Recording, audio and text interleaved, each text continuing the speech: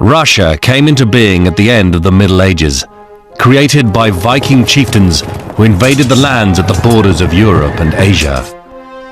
The greatest of their line, Tsar Ivan the Terrible, transformed the kingdom into an empire. But in a tragic turn of fate, he cast his land into a pit of religious persecution and delivered it into years of blood-soaked terror.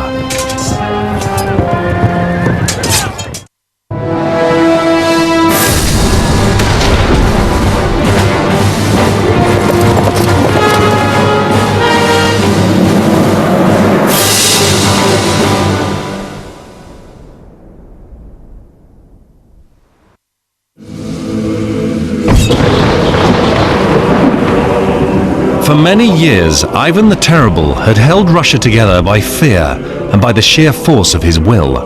When he died in 1584, the reign of terror came to an end, but the chaos was only just beginning. The Russians themselves call the early 1600s Smutnoye Vremya, the time of troubles. Time of troubles was really a very traumatic and disastrous time. The country has gone through terrible upheavals in the terror. Famine, disease, all of these things. So everything that could go wrong did go wrong. It's a disaster. It's a catastrophe. I don't think there's any other way to explain it. A vicious cycle of hardship, followed by sickness, spread chaos and despair across the land. In order to survive, starving peasants ate grass, birch bark, anything they could find. Some documents suggest they even resorted to cannibalism. Russia's rulers hardly fared any better. Fyodor Ivanovich, Boris Godunov, Theodore Godunov, Vasily Shuisky. Between 1598 and 1610, 6 different men claimed the title of Tsar, only to die naturally or otherwise, or be deposed. The Kremlin was so enfeebled, the throne fell prey to an outright impostor. The pretender came from Poland, claiming to be Ivan IV's long-lost heir. The charlatan was actually an intelligent and enlightened man. He wielded power successfully for a year before being exposed and sent home, in characteristically brutal style. He was killed and his body burnt. Then the ashes were stuffed in a cannon, pointed at Poland, and the fuse was lit. After that, the situation deteriorated rapidly. In the south, Tatar raids and peasant revolts undermined Moscow's authority. In the north, Sweden, the strongest military power of the day, invaded from across the Baltic. Then, Poland sent an invasion force across the western border. Polish forces drove deep into the Russian heartland. In 1610, they captured Moscow. The King of Poland, Sigismund III, was poised to add Russia to his dominions. Subjected to both civil war and foreign intervention, the country was on the brink of extinction. There's a real possibility that a Pole will sit on the Russian throne. And that, I think, more than anything, stirs nationwide revolt. The Poles incarcerated Russia's patriarch of the Orthodox Church in the Kremlin dungeons. Close to death, he issued a desperate plea, begging the people to rise up and save their motherland.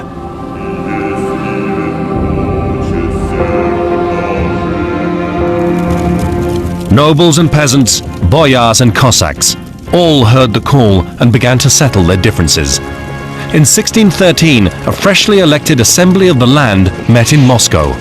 After 2 years of fighting and dissension, an improvised army liberated Moscow from the Poles.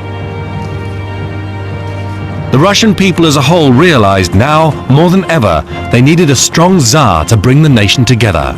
The militia's leader and national hero, Prince Dmitry Posarsky, asserted, "Without a sovereign, how can we defend ourselves against our common enemies, the Poles, the Swedes, and Russian rogues who stir up strife?" Nobles, merchants, warriors, and priests all assembled to choose a new Tsar. They sought someone untainted by intrigue and unaligned with any of the opposing factions, and preferably with the divine authority bestowed by a blood tie to Ivan IV. In a monastery far from Moscow, they found a distant relative of Ivan's first wife, Anastasia, a 16-year-old boy called Michael Romanov. At first he refused the honor. then bowed to pressure. In July 1613, Michael Romanov was crowned Grand Prince of Moscow and Tsar of all the Russias. It marked the start of 3 centuries of the Romanov dynasty. Any dynasty which survives 300 years is successful. This is one of the great European dynastic regimes, one of the great European families. The Romanovs spawned a whole series of Tsars and Tsarinas who reformed Russia, who brought Russia into the modern world, who made of her a world power. Under the first 2 Romanov Tsars, Moscow began to reassert centralized control over Russia and her people. Any aristocrat who challenged the increasingly absolutist government risked exile or the forfeiture of his property. In return for their loyalty, the nobles were awarded unprecedented control over the peasants who worked their land. The chaotic time of troubles had opened a window of opportunity for many peasants. For years they had abandoned barren land and evaded debts and oppressive landlords. But the exodus had ruined Russian agriculture and crippled her economy. The government's preferred solution to this problem was serfdom. And what serfdom really is in the Law Code of 1649 is to give any landholder unlimited time to find and return a runaway peasant. And that is, from that point onwards, it's understood that a peasant on these estates is to be considered a serf. Freeborn Russians had been made into serfs, the legal property of the noble landowner who could sell, exchange, punish them, and force them to marry. The new law bound peasants and their descendants to the fields for life. Serfdom remained substantially unaltered as the predominant factor of the Russian economy until the fall of the Romanovs in 1917. The second Romanov Tsar, Alexis Mikhailovich, set other more progressive trends in motion. He opened Russia's borders to trade with the West. His armies extended the eastern frontier all the way to the Pacific Ocean. Even then, the emperor's thirst for expansion wasn't satisfied. But it was a kind of drive to the sea. The Russians saw that their fate as a nation was to reach the Pacific Ocean, to go north to the Baltic Sea, to go south to the Black Sea, and that was what they were destined by geography to do.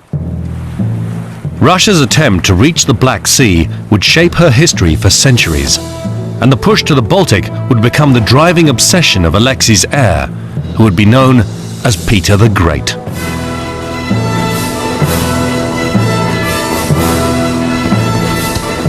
He was born on the 30th of May, 1672, and all Moscow erupted in celebration. The Tsar's new wife had given birth to a healthy baby, a boy who would fall in love with boats and war and ideas and power. He was christened Peter. It was clear young Peter would make a good ruler. The problem was, he wasn't first in line to the throne.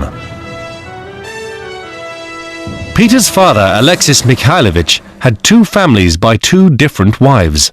His half-brothers, Theodore and Ivan, were both above him in the succession. But there was another member of the family determined to break with tradition and seize the crown for herself. Peter's half-sister, Sophia. She was educated beyond what women had usually been educated, and she was a very smart woman. In fact, she was probably the best choice among all the Romanovs to rule Russia well. On the death of Alexis in 1676, Sophia's brother Theodore became Tsar, only to die childless in 1682. Russia was plunged into a bloody struggle for power.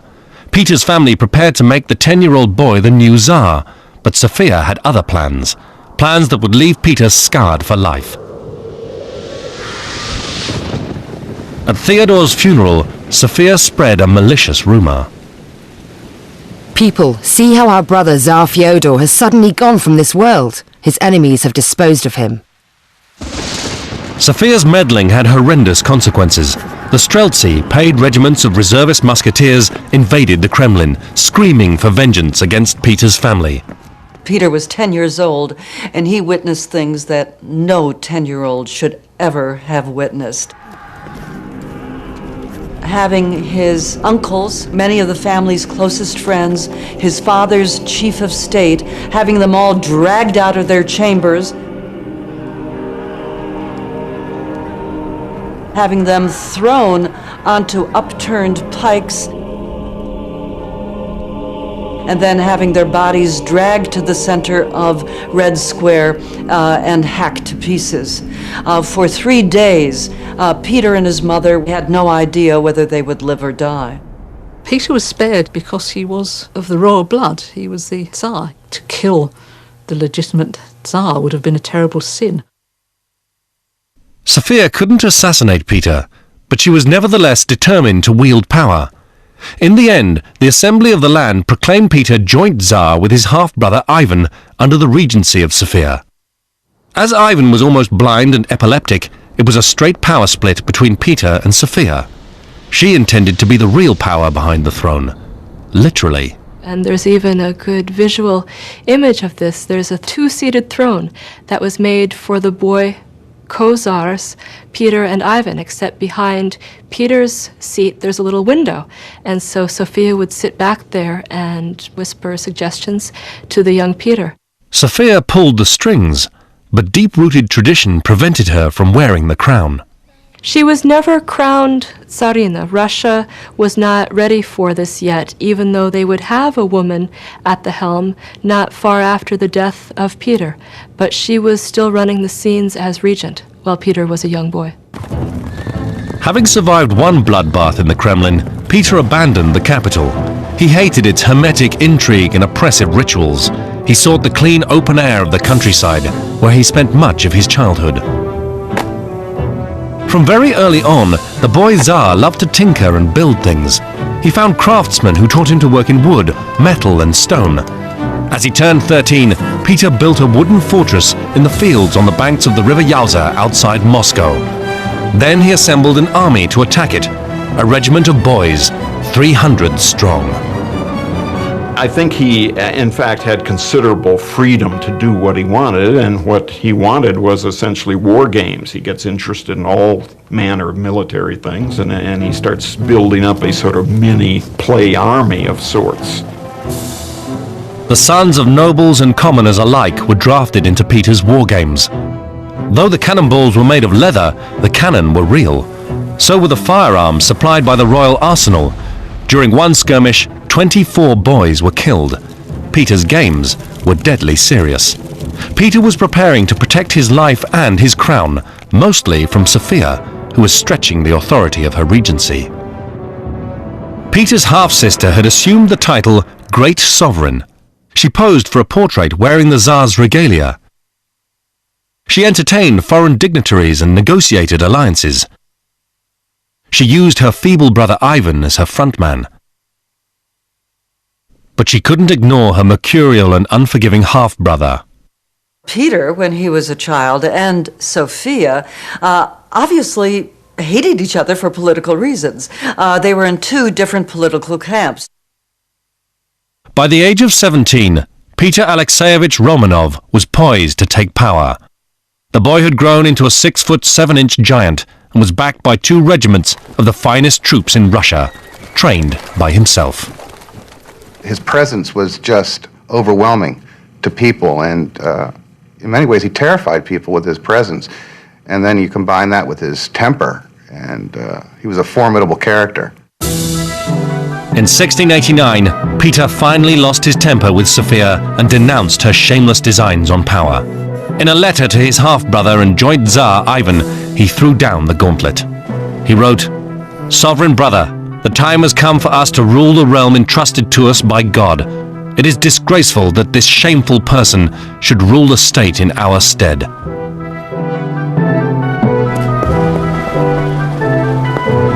In August, rumors that Sophia and the Streltsy were planning a preemptive strike precipitated a new crisis. This time, Peter was no longer a child who could only watch helplessly. When the showdown occurred, practically everyone supported Peter. Even the Streltsy. Some of the regiments wavered, but nonetheless they supported Peter and did not support Sofia. Despite a march on Moscow by some of the Streltsy regiments, the revolt was quickly put down, and Sofia's power base evaporated. In the end, Peter treated his half-sister like most women who dare to oppose an absolute ruler in a misogynistic society. He banished her from public life and ultimately forced her to take the veil. Sofia Alexeyevna Romanova, the woman who dared assume the power of a Tsar, spent the rest of her life as a nun in an enclosed convent.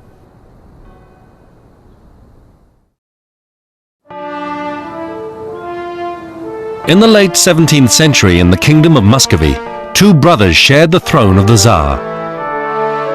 Ivan V and Peter I ruled a far-flung empire of isolated villages, towns and cities, a place where daily life had changed very little since the Middle Ages. In the 17th century, Muscovy was definitely stuck in a medieval time warp, and it seemed backward by any measures. Muscovite Russia had not experienced the Renaissance. It had not experienced the scientific revolution of the 17th century. Born into this backward-looking, closed environment, Peter was captivated by everything modern, everything new, everything from the West. People, ideas, arts, sciences, and especially technology. In 1696, his half-brother and co-Tsar Ivan V died. As Peter assumed sole control of the empire, he declared his lifelong hope: to break the bonds of inflexible customs of Muscovy and to lead this country towards a new day which shall be better than this. And for Peter, Russia's new day dawned not in the east, but in the west, in Europe. There was no alternative in the end, because if one was going to survive, you had to westernize, because the alternative to westernizing was essentially to be run over by one's European neighbors. One thing above all symbolized the new Russia he intended to create: ships. Warships, merchant ships, yachts. As Tsar, Peter would convert his lifelong passion for all things nautical into a real navy, a force that would transform Russia's relationship with the world. Peter had a passion for all sorts of knowledge, but shipbuilding from a young age was something that just fascinated him. And he learned everything he could possibly learn about shipbuilding. But as a potential maritime power, Peter's kingdom had one significant drawback. Russia, the largest nation on Earth, was virtually landlocked. In the north, Sweden and Poland held the Baltic coast. In the south, the Ottoman Empire encircled the Black Sea. Peter desperately needed a seaport as a window on the world. He wanted to take Russia out of its Muscovite isolation and backwardness and communicate with the West, communicate with them in terms of technology, in terms of ideas, in terms of exchanging goods, and for that he needed warm water ports. The Tsar set his sights on the warm waters of the Black Sea, and in particular the Turkish stronghold of Azov. In 1695, Peter ordered his army south, he himself fighting with the artillery as a humble bombardier. Peter, from almost day one of the Azov campaigns, is seeing action.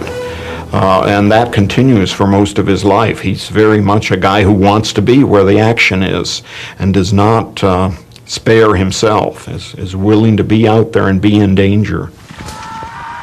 But even with the warrior Tsar manning the guns, the Crimean vassals of the Turks held their ground. This setback made Peter realize that to capture a naval outpost, first he needed a navy to lead the attack from the sea. The Tsar ordered a fleet of battle galleys to be built. He needed them finished in 5 months, but Russia had never been a naval power. First, they had to build shipyards and train the shipwrights before they could construct the ships. Peter led the campaign in person. He was right there hammering nails and building. And it was through him that Russia's first navy was created. Nothing resembling a navy had ever existed before Peter. The following spring, the untried Russian fleet sailed down the River Don, Peter himself at the helm of his flagship. He insisted his men address him not as Tsar or even Admiral, but simply Captain.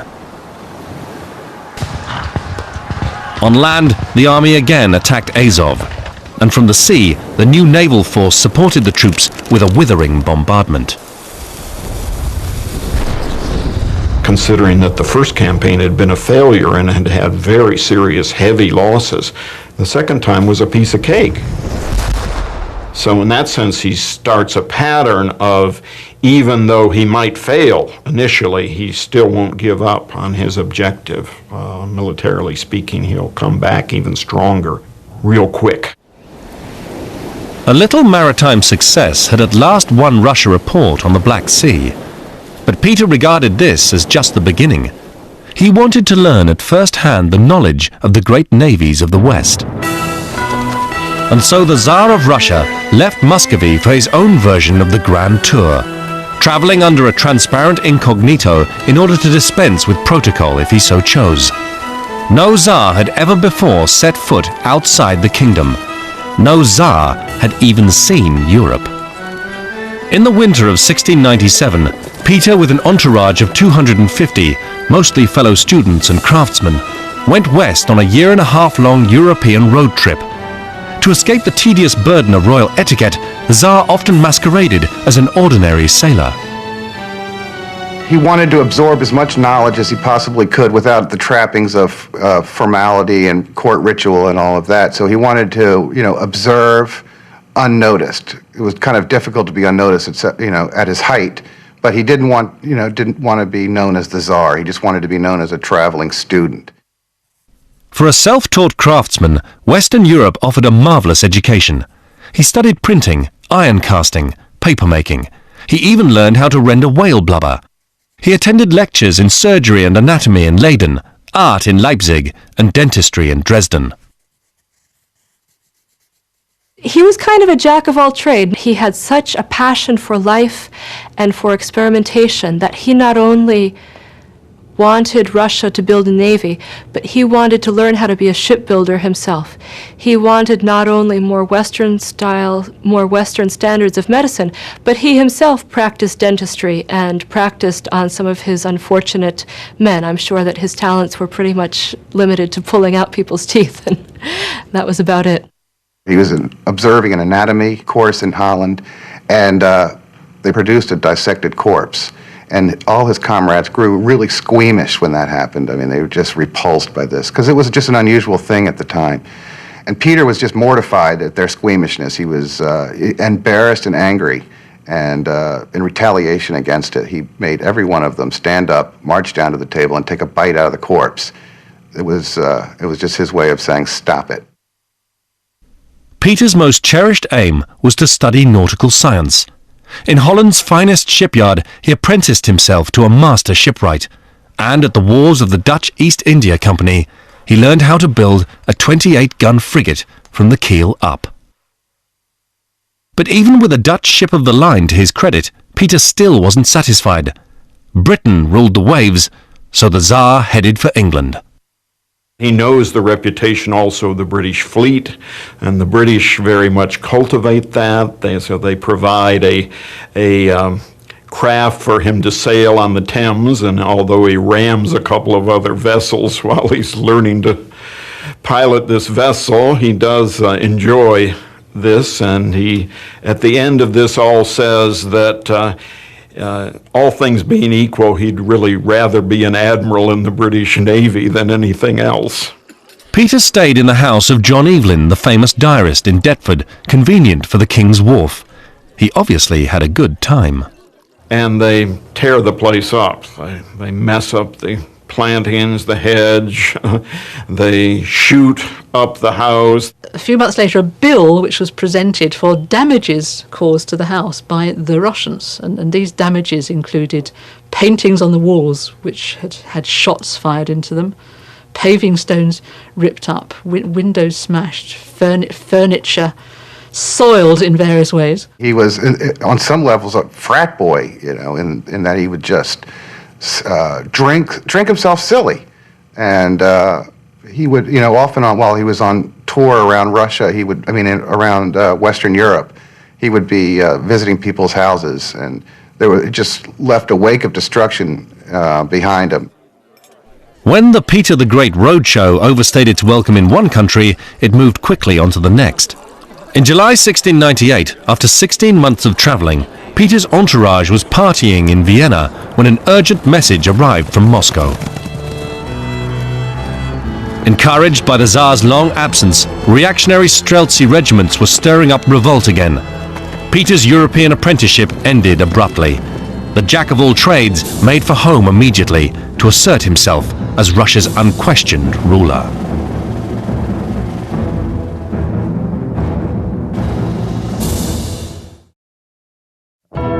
For 16 months, Tsar Peter I had enjoyed work in the shipyards and fun in the liberal households of Western Europe. When he returned home in 1698 and compared his realm with the West, Russia's supreme ruler wasn't happy. His capital, Moscow, struck Peter as primitive and gloomy. Russia's nobility, the boyars with their beards and kaftans, appeared medieval. The Orthodox Church wielded far too much power at his expense. And to cap it all, the Streltsy, the army's die-hard conservative musketeers, were in open revolt. Peter resolved to change it all. He dreamed of a new nation, a westernized Russia, an empire inspired by and wedded to Europe, a gilded land of order and progress. He began his revolution with a little hairdressing. He was known to rip people's beards right out with his bare hands at the roots, and beards to him were just something that said old barbaric way. It was a tangible way of dragging the nation forward. A complete change of clothes for nobles was enforced by law. Boyars caught in the long kaftans of old Muscovy had their robes cut short on the spot. What he's saying to the Russians, certainly to the Russian nobility, is you can't be very Russian anymore. You have to be Europeans. You have to re-educate yourself to act out the life of European gentlemen and gentlewomen. Peter ruffled feathers all over the place. I mean, what he was proposing radical changes. He wanted to drag Russia literally out of the Dark Ages, kicking and screaming, with the force of his own will. And if the new Russia had to be imposed by force, the Tsar had no qualms about using it. He saved his fiercest wrath for the Streltsy, Russia's reactionary army units. He never really forgave the Streltsy for having murdered so many members of his immediate family, and he sentenced 1,182 members of the Streltsy to execution. And it was widely rumored, and I think it was true, that Peter himself participated in the beheading of many of these Streltsy. One of Peter's obsessions was central to his entire reign. He was determined to establish a Russian port on the Baltic coast, a window that would open his kingdom to the whole world. But in 1700, the Baltic coast belonged to another nation and another bold young king, Charles XII of Sweden. Born and bred a warrior, the Swedish monarch would make Peter and Russia pay dearly for his Baltic dream. The price was 20 years of war and thousands of dead.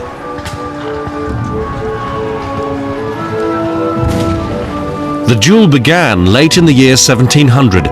Peter's army, 40,000 strong, marched on Narva, the Swedes' Baltic stronghold. With only 8,000 men, Charles was outnumbered 5 to 1. But in a blinding snowstorm, he seized the initiative, saying, "Now is the time. With the storm at our backs, they will never see how few we are."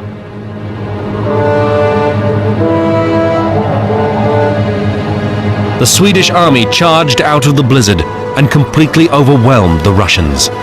Peter, who had all these dreams of making Russia a superb military power, met ignominious defeat.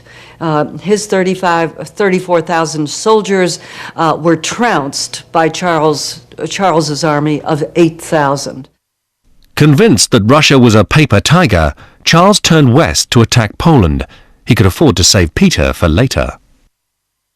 What Narva did to Peter is to convince him that all of the resources of the vast country which was under his control had to be put to serve one purpose and one purpose only, and that was to build Russia into a military power. Peter impounded the bells from provincial churches and melted them down to make cannon.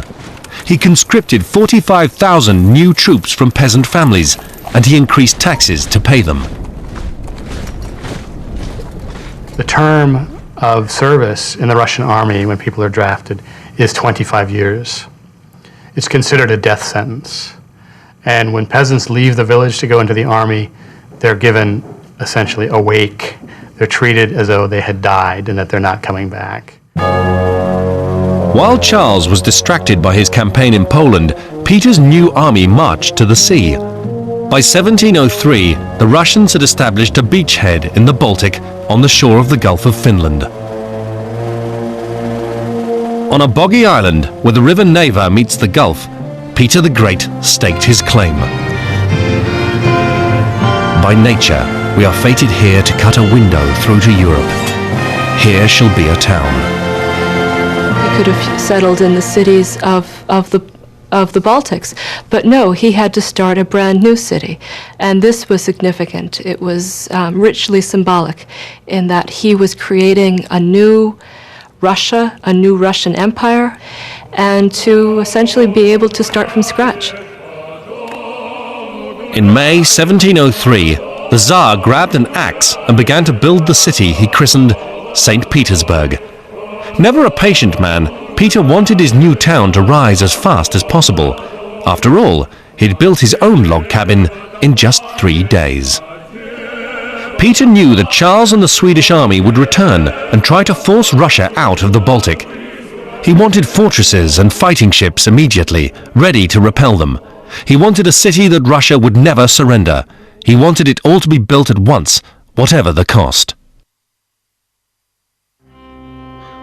Thousands of workers were brought in to build the new city. Peasants, soldiers, even Swedish prisoners of war. As they were often not equipped with tools, they dug instead with their bare hands. In summer, malaria and mud slowed the work down. In winter, freezing temperatures and scurvy took their toll. Workers died by the thousand. They invented a saying, St. Petersburg was built on bones. The way that Peter forced the creation, the building of St. Petersburg, also illustrates the steps that he was willing to take to bring Russia into the modern period, to wrench Russia into the modern period. More than a mere accumulation of grand buildings, St. Petersburg was intended to be the foundation of a new and enlightened society. As an example of the transformation of Russia, Peter erected a gilded edifice just outside the city, the Peterhof. This new summer palace was meant to outshine even the glories of Versailles.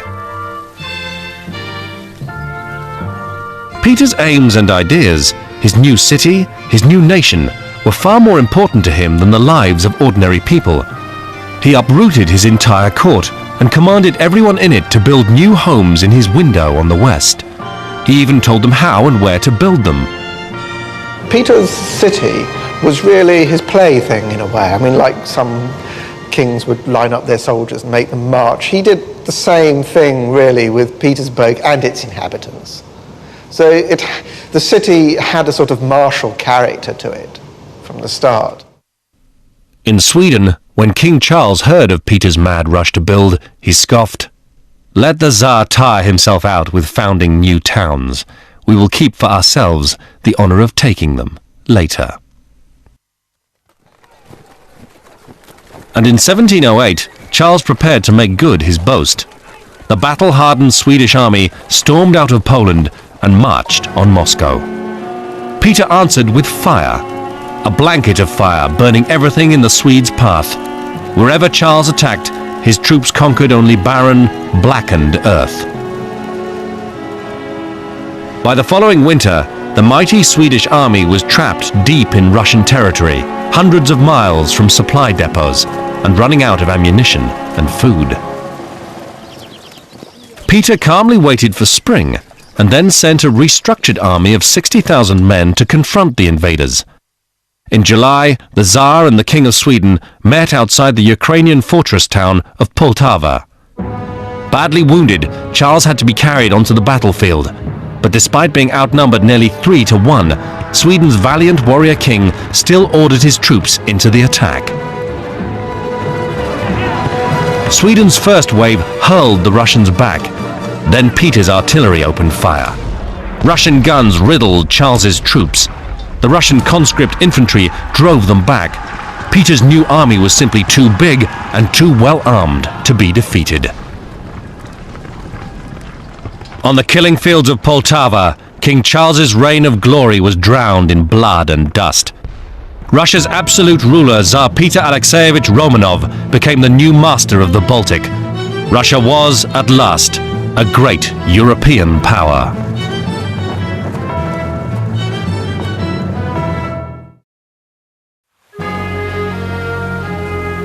In 1711, Peter moved Russia's capital to his triumphant city on the Baltic, St. Petersburg. There was just one problem. The Russian people still considered Moscow the capital, but Peter wasn't one to let public opinion interfere with his plans. He was unstoppable. He was tireless. He often traveled over 160 kilometers a day in an age when most people might not travel that far in a lifetime. The list of his innovations and reforms is endless. The first Russian newspaper, the first hospital, the first museum, schools of navigation, geography, mathematics, politics and astronomy, a new navy, a new army, a new capital. Ultimately, Peter outgrew even his crown. Not content with the old Muscovite title and regalia, Peter ordered a new European-style crown. Then he bestowed on himself a new title, not Tsar, but Emperor, autocrat of all the Russias. Nevertheless, the all-powerful Tsar had come of age in the dark shadows of a violent Kremlin. He had seen palace intrigue destroy many powerful men. In his 40s, whether Emperor or Tsar, Peter knew that his life's work might be erased at his death. He really did, I think, have a very long-term vision, and it was very important to him that what he'd done must not be undone. It must be continued. To guarantee the survival of his new Russia, Peter needed a loyal and capable successor.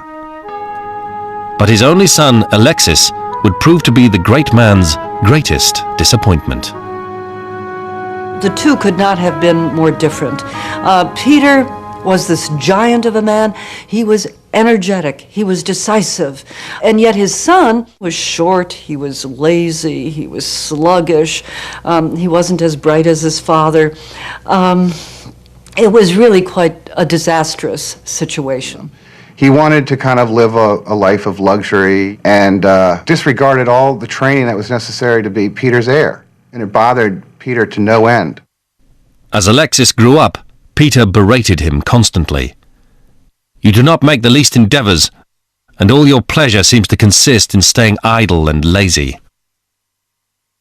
His father essentially tells him, look, you're either going to do it my way or you're going to have to renounce the throne. There's no other way. You have got to prepare yourself to be the ruler as I tell you to. If you do not mend, Peter harangued him, I will deprive you of the succession as one may cut off a gangrenous limb. For his part, Alexis begged to be relieved of the burden of succession. I do not think myself fit for the government. My memory is weak, my body decayed. I do not aspire to the Russian crown. While Alexis failed to meet his father's high expectations, the Tsar had found someone who did, a buxom Lithuanian peasant girl called Marfa Skavronska. She starts life really as a sort of camp follower. She was a beautiful young woman, and one of the Russian generals took a fancy to her. The story then goes that Peter then caught sight of her, and he, of course, as the Tsar, could have anything he wanted, and that he then took her. As Marfa evolved into the Tsar's closest confidant, The camp follower acquired a respectable society name, Ekaterina, Catherine. She was the helpmate that he needed. She went with him to battles. She comforted him when he got angry. She produced children for him and gave him the love and the warmth that I think he had been denied probably as a child. Peter and his peasant queen married first in secret. Later they remarried at court. In time, Peter would even crown her Empress of Russia. And in 1715, Catherine gave Peter what he desired most of all, a new male heir. The birth of a baby half-brother complicated life for Peter's first son, the now 25-year-old Crown Prince Alexis. The gulf between the Tsar and Alexis widened, and Peter gave him an ultimatum. I cannot resolve to let you live on according to your own will. Either strive to render yourself worthy of the succession, or become a monk. In 1718, Peter prepared to confine his son to a monastery. Desperate to live life free of his overbearing father, Alexis escaped to the west. But the sudden flight only helped to convince Peter that his son was plotting against him. The Tsar's spies followed Alexis to Austria, where they lured him back to Russia and his inevitable doom. Imprisoned in St. Petersburg Island fortress, Alexis faced his father's wrathful inquisition. He was almost immediately confronted with an ultimatum that unless he divulged all his accomplices, he would not get his pardon. Under torture, Alexis confessed to every offense his father could imagine. He even named names. He believed that Alexei probably was part of a conspiracy against him. And to find out the truth, he had Alexei tortured with a knout, which is a thick leather whip that it just shreds through skin. And 15 to 25 lashes with the knout were considered standard. Anything over that would cause death. And on the first day alone, Alexei got 25 lashes. The Tsar showed no mercy. He sentenced his son to be beaten for 2 days. In June 1718, Alexis died in the fortress of St. Peter and St. Paul, condemned to death by his own father.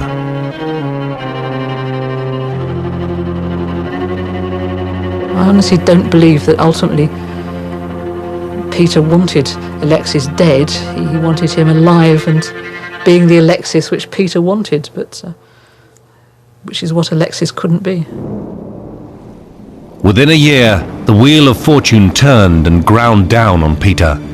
His young son, the child of his beloved Catherine, died.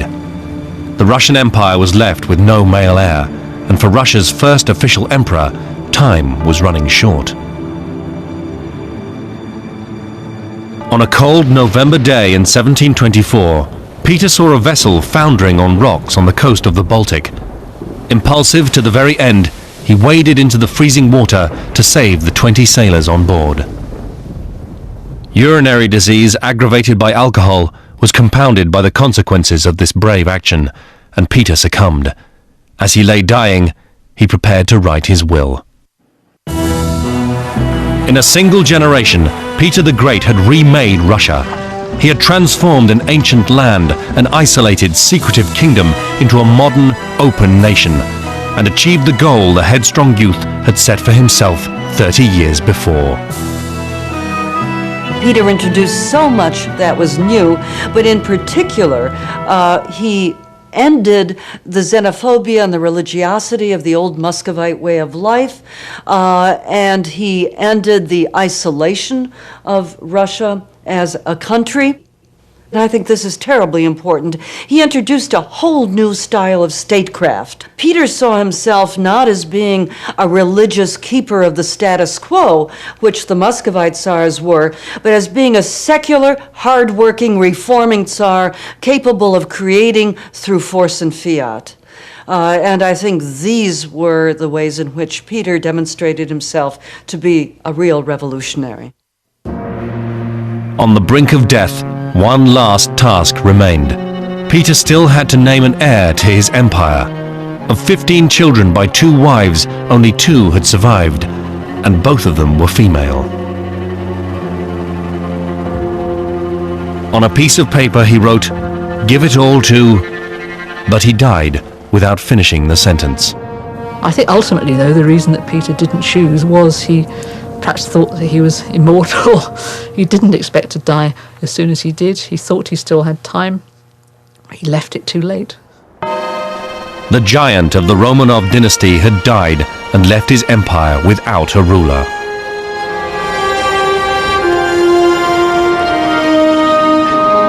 Winter and doubt gripped Russia. Spring could doubtless be foretold, but the future could not.